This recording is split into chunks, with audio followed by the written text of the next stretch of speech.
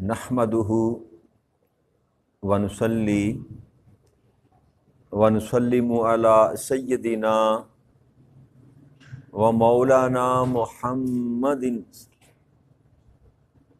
رسولہ النبی الامین المکین الحنین الکریم الرؤوف الرحیم اما بعد فاعوذ باللہ من الشیطان الرجیم بسم اللہ الرحمن الرحیم۔ واجب الاحترام ساتھی، اللہ تعالیٰ کا بے پناہ لطف و کرم اور اس کا احسان عظیم ہے کہ جس کی توفیق سے ہم اس کے ذکر کے لیے اس کے گھر میں جمع ہیں۔ آج سورہ نساء کی آیت نمبر 125 ہے، جس سے ہم اللہ کی توفیق سے اپنے سبق کا آغاز کریں گے۔ اللہ کریم نے ارشاد فرمایا وَمَنْ أَحْسَنُ دِينًا مِّمَّنْ أَسْلَمَ وَجْهَهُ لِلَّهِ وَهُوَ مُحْسِنٌ وَاتَّبَعَ مِلَّةَ إِبْرَاهِيمَ حَنِيفًا وَاتَّخَذَ اللَّهُ إِبْرَاهِيمَ خَلِيلًا۔ اور دین اختیار کرنے کے اعتبار سے اس شخص سے بہتر کون ہو سکتا ہے جس نے اپنا روئے نیاز اللہ کے لیے جھکا دیا، اپنا چہرہ اللہ کے لیے جھکا دیا، اور وہ صاحب احسان بھی ہوا، اور وہ دین ابراہیم علیہ السلام کی پیروی کرتا رہا جو اللہ کے لیے یکسو تھے اور راست رو تھے، اور اللہ نے ابراہیم علیہ السلام کو اپنا مخلص دوست بنا لیا۔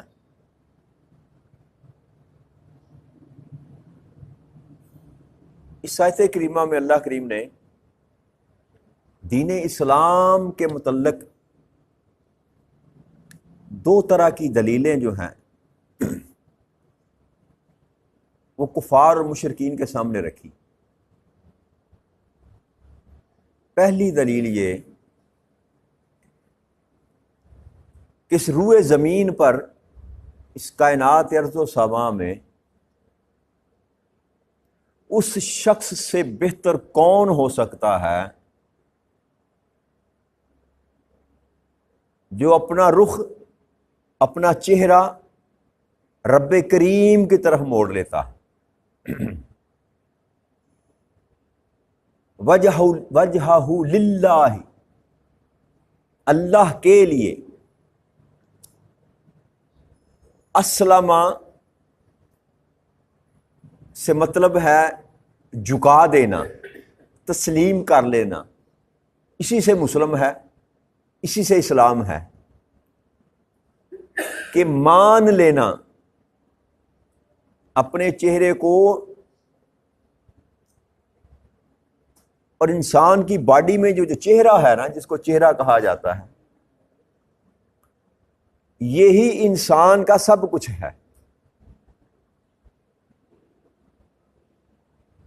جب آپ چہرہ جھکا دیتے ہیں تو اس کا مطلب ہے آپ نے پورے وجود کو جھکا دیا۔ ایسا ہی ہے کہ نہیں؟ اس لیے اللہ کریم نے یہاں پر وجہہ، اس کے چہرے کی بات کی، انسان کے چہرے کی بات کی۔ روئے نیاز اپنا، یہ مکھڑا، یہ سر، یہ پیشانی، سب سے افضل جو مقام ہے انسان کے وجود میں وہ اس کی یہ پیشانی ہے، یہ چہرہ ہے۔ جب چہرے کو جھکانے کا مطلب یہ ہے کہ انسان نے سارے کا سارا جھکا دیا اپنے آپ کو، ایسا ہی ہے کہ نہیں؟ تو اللہ فرماتے ہیں کہ جس نے سب کچھ اللہ کے لیے جھکا دیا، بھلا اس سے بہتر انسان دنیا میں کون ہو سکتا؟ اور پھر یہ دین جس کی طرف رب کریم اشارہ فرما رہے ہیں، جس کو انسان نے اختیار کیا، جس کے سبب سے اللہ کے سامنے وہ جھکا، یہ سراسر ایک ذات کو ماننے پر مرکوز ہے، اور پھر اس کے ساتھ اعمال صالح ہیں، لیکن اس کا معیار فقط ایک ذات کو اپنا معبود ماننے پر ہے۔ پہلا نقطہ جو ہے نا اس اسلام کا، اس دین اسلام کا، وہ یہ ہے کہ ہر چیز سے کٹ کر، ہر ایک کو چھوڑ کر فقط اسی کی طرف اپنا چہرہ کر لیا جائے، اسی کی طرف اپنا دھیان لگا لی جائے۔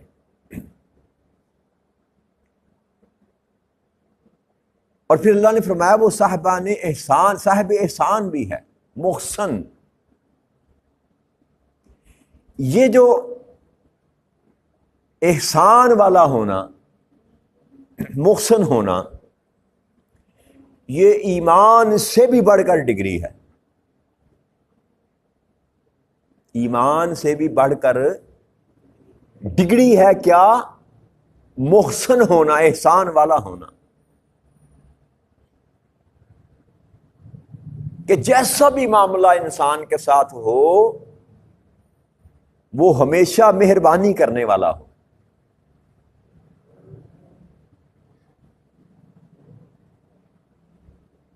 اور دوسرا جو رب کریم نے فرمایا، پھر وہ شخص جو ہے وہ دین ابراہیم کی پیروی کرتا رہا۔ اب اللہ کریم نے یہاں پر جو دوسری دلیل کے طور پر بات کی، وہ دین ابراہیم کی بات کی۔ بات ہو رہی ہے دین اسلام کی، اور دلیل کے طور پر رب کریم نے یہاں پر ذکر کیا دین ابراہیم کا۔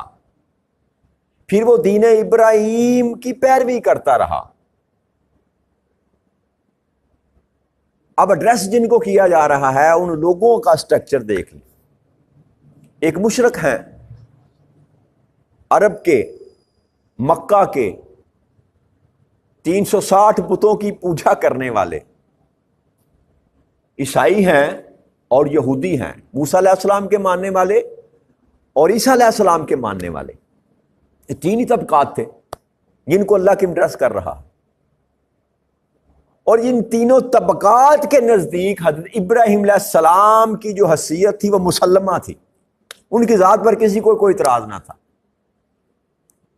اور جتنے مکہ میں جو رہتے تھے قبائل جتنے بھی تھے وہ سارے کے سارے حضرت ابراہیم علیہ السلام کی نسل میں تھے۔ آپ کے جد امجد ابراہیم علیہ السلام تھے۔ اسماعیل علیہ السلام کو چھوڑ کر گئے ابراہیم علیہ السلام اس مکہ بیابان میں، اسماعیل علیہ السلام کو چھوڑ کر گئے، تو ان کا خاندان ہی وہاں پر پل رہا تھا۔ صدیوں بعد وہ قبائل بن گئے، ایک بیٹے کی اولاد، پھر اس دوسرے بیٹے کی اولاد، پھر تیسرے بیٹے کی اولاد، بڑھتے بڑھتے بڑھتے وہ قبائل بن گئے۔ اور اس کے باوجود کہ یہ شرک کرتے تھے، لات، منات، عزا اور حبل کی پوجا کرتے تھے، اس کے باوجود حضرت ابراہیم علیہ السلام کی وہ عزت و تکریم کرتے تھے۔ یہ کامن چیز تھی۔ اور پھر یہودیوں کے نزدیک بھی اور عیسائیوں کے نزدیک بھی ابراہیم علیہ السلام کی ایک ایسی ہستی تھی جو غیر متنازع تھی۔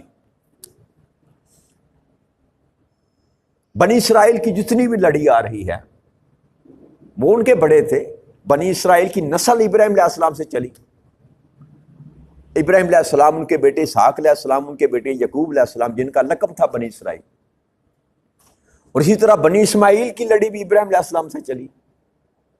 تو یہ تینوں طبقات جن کو اللہ کریم ایڈریس کر رہا ہے، وہ تینوں کے تینوں طبقات جو تھے وہ ابراہیم علیہ السلام کی ذات پر جا کر ٹھہر جاتے تھے، وہاں پر کوئی سوالیہ نشان نہ پیدا ہوتا تھا۔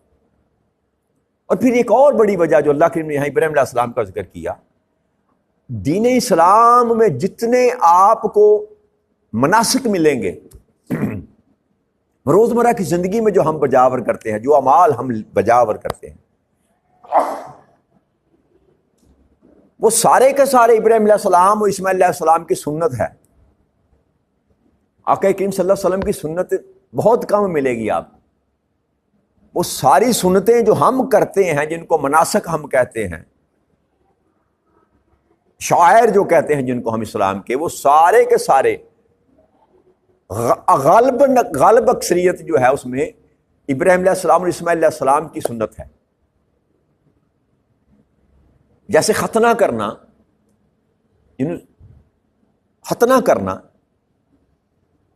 داڑھی بڑھانا، مونچھیں کم کرنا، زیر ناف اور بغلوں کے یہ بال ہم جو صاف کرتے ہیں، کچھ بال جو ہم اپنے جسم سے صاف کرتے ہیں، ناک میں پانی ڈالنا، غرارہ کرنا اور اس طرح کے دیگر طہارت کے جتنے احکامات ہیں، یاد رکھیے یہ سارے کے سارے ابراہیم علیہ السلام کی سنت ہیں یا اسماعیل علیہ السلام کی سنت.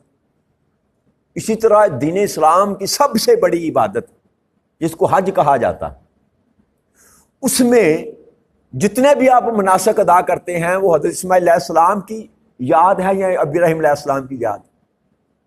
ذی الحجہ کی قربانی جو ہم کرتے ہیں وہ دونوں باپ بیٹوں کی یادگار ہیں، ابراہیم علیہ السلام کی اور اسماعیل علیہ السلام کی.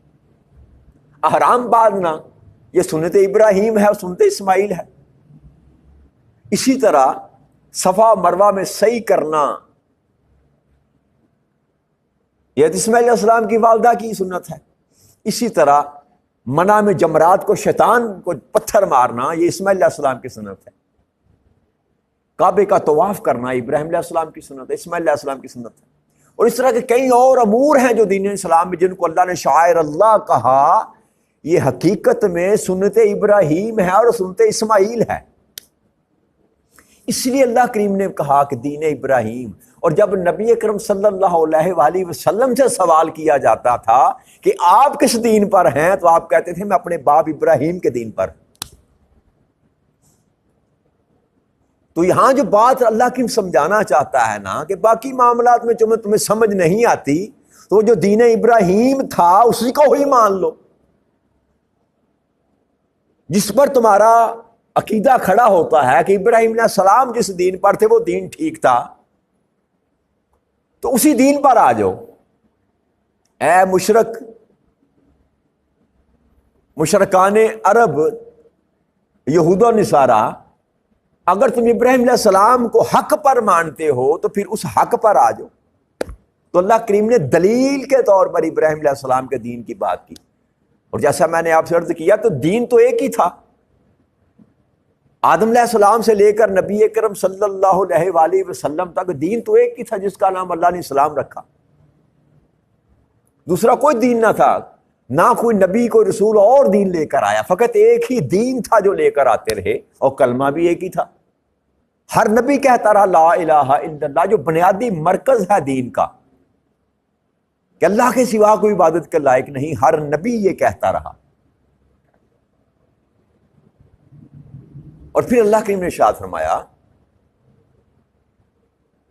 کہ میں نے ابراہیم علیہ السلام کو اپنا مخلص دوست بنا لیا. واتخذ اللہ ابراہیم خلیلا. اور پھر ایک اور تعریف اللہ کریم نے پہلے اوپر جو بیان کی، واتبع ملت ابراہیم حنیفا. حنیفہ کا مطلب ہے کہ ہر ایک سے کٹ کر بس میرا ہو جانا، یکسو، راست رو، سیدھے رستے پر، اور یکسو، دائیں بائیں ادھر ادھر نہ دیکھنے والا، سر چیزوں سے، کائنات کی ہر ایک شے سے کٹ کر فقط میرا ہو گیا، اس کو کہتے ہیں حنیف. ابراہیم حنیفہ کہ میرا، جس کو میں نے اپنا خلیل بنایا. خلیل کہتے ہیں دوست کو، خلیل کہتے ہیں، اور یہ خلی سے ہے، یہ لفظ خلی سے بنا ہے. خلی کا مطلب ہوتا ہے دو چیزوں کے درمیان میں رکھنا. دائیں اور بائیں ہے سینٹر، اس کو کہتے ہیں نا مرکز.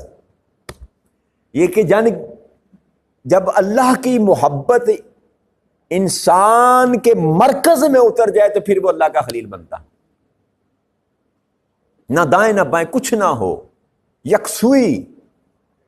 خلیل کہا اللہ نے کہ ایسا تھا میرا ابراہیم کہ جو یکسو تھا میری محبت میں، میری ذات کے سوا کسی اور کو وہ پسند نہ کرتا تھا، میری ذات کے سوا اور کسی اور سے محبت نہ کرتا تھا، ہر ایک شے، ہر ایک چیز میرے راستے میں قربان کرنے کے لیے ہمہ وقت تیار رہتا تھا،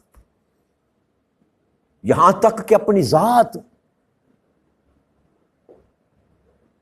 جب وہ بتوں کا مشہور واقعہ ہوا، جب آپ نے بت توڑے اور بڑے بت کے کندھے پر اور کلہاڑا رکھا، جب وہ مکالمے ہوئے، ذکر آئے گا آگے، پیچھے بھی گزرا ابراہیم علیہ السلام کا، تفصیل سے بیان کریں گے، تو نمرود نے ابراہیم علیہ السلام کو آگ میں پھینکنے کا حکم دے دیا، آگ میں پھینک دو، یا ہماری بات مانو اور اپنے کیس کو وڈرا کرو، ہمارے خداؤں کو جھوٹا مت کہو اور انہونے خدا کی ہمارے سامنے بات نہ کرو، بعد آ جاؤ ورنہ تمہیں جلا دیں گے۔ تو آپ نے کہا جو تم کر سکتے ہو کرو، بات ایک ہی، لا الہ الا اللہ، بات ایک ہی ہے۔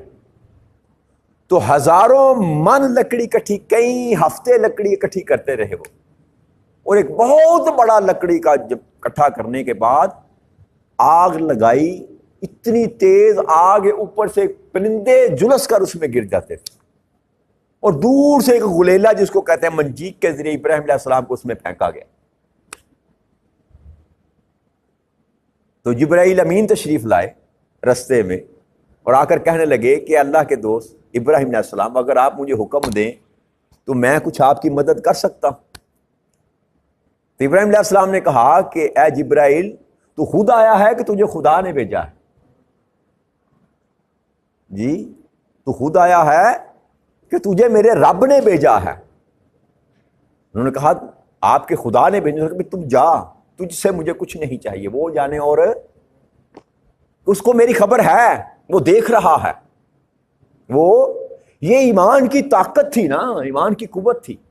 ایسے نہیں اللہ نے کہا ابراہیم حنیفہ، ہر چیز سے کٹ چکا تھا۔ اگر استغفر اللہ نعوذ باللہ عام انسان ہوتا تو کہتے پہلے جان تو بچاؤ نا، باقی معاملہ بعد میں دیکھیں گے، باقی معاملہ۔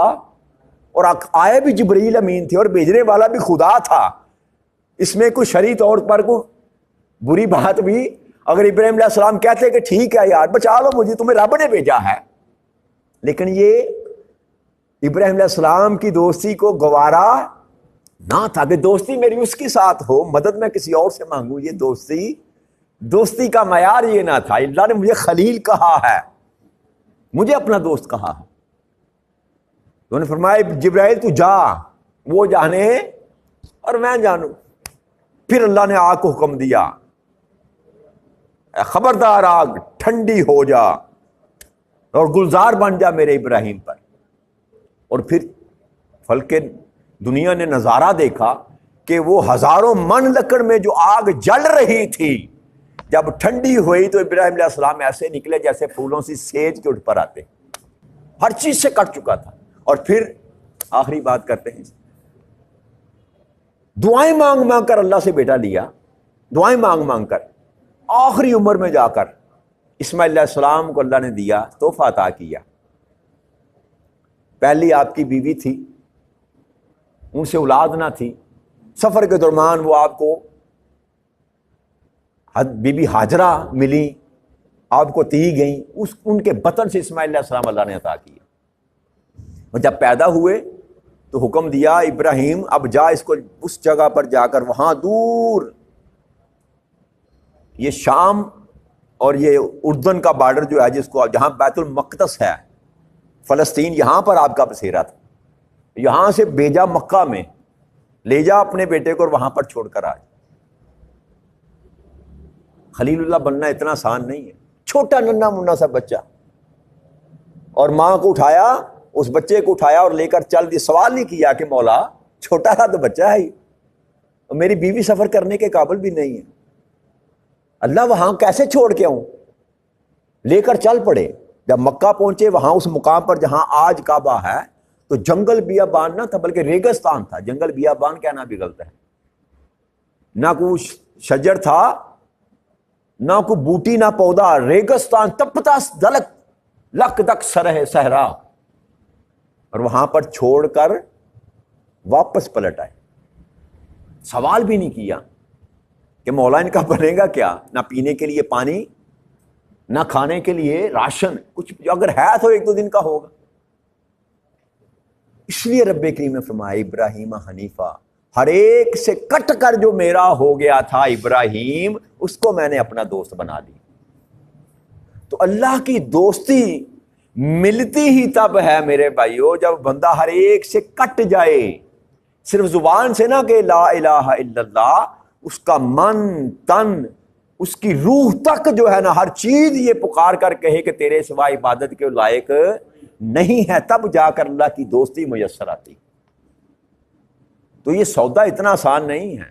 ہم سمجھتے ہیں ماس 4 دن تسبیح پھیر لینے سے، 2-4 لمبے سجدے کر لینے سے، کوئی وظیفہ بتایا ہوا ہے حافظ صاحب نے، قاری صاحب نے، وہ کر لینے سے 4 جگ رتوں سے جا کر ہم اللہ کے دوست بن جائیں گے، ایسا آسان سودا نہیں ہے۔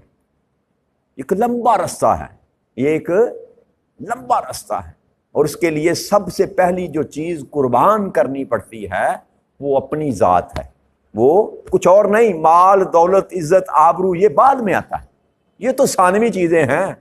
یہ تو جس چیز سے انسان سب سے زیادہ پیار کرتا ہے وہ انسان کا اپنا نفس ہے، جس کو وہ پالتا ہے، خواہش انسان کی نفس۔ تو اللہ کے راستے میں اللہ کو دوست بنانے کے لیے اگر آپ نے یہ سودا طے کرنا ہے تو سب سے پہلے جو چیز آپ نے قربان کرنی ہے وہ انسان کا اپنا نفس ہے، اپنی ذات ہے۔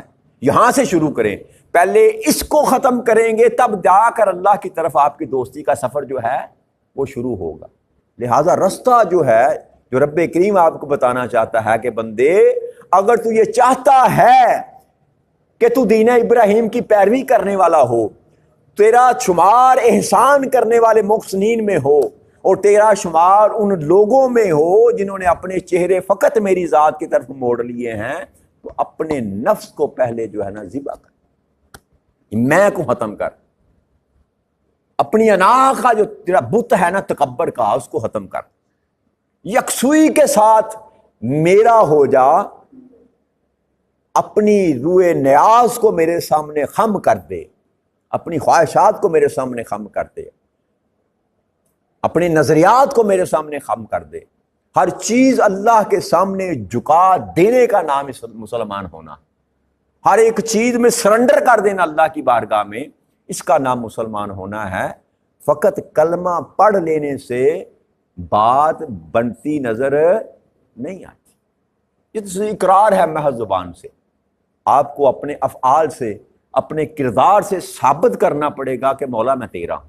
مولا جب آپ ثابت کر دیں گے کہ مولا میں تیرا ہوں، تو جب وقت آئے گا رب کریم بھی ثابت کرے گا کہ اے بندے میں بھی تیرا، میں بھی۔ جب وہ کہتا ہے لا ولی ولا نصیر، کوئی دوست نہ ہوگا، کوئی مددگار نہ ہوگا، تب جا کر انسان کو پتہ چلے گا کہ ہاں اللہ کے ساتھ دوستی لگانے کا صلہ کیا، اللہ کے ساتھ دوستی لگانے کا صلہ کیا ہے۔ لہٰذا جتنی تگ و دو ہم دنیا کے لیے کرتے ہیں، اتنی ہی کاش ہم دنیا بنانے والے کے لیے کر لیں، تو ہمارا معاملہ سیدھا ہو جائے، ہمارا معاملہ۔ اللہ کریم آپ کو اور مجھے استقامت نصیب فرمائے۔ وما علینا الا البلاغ المبین۔ السلام علیکم ورحمۃ اللہ وبرکاتہ۔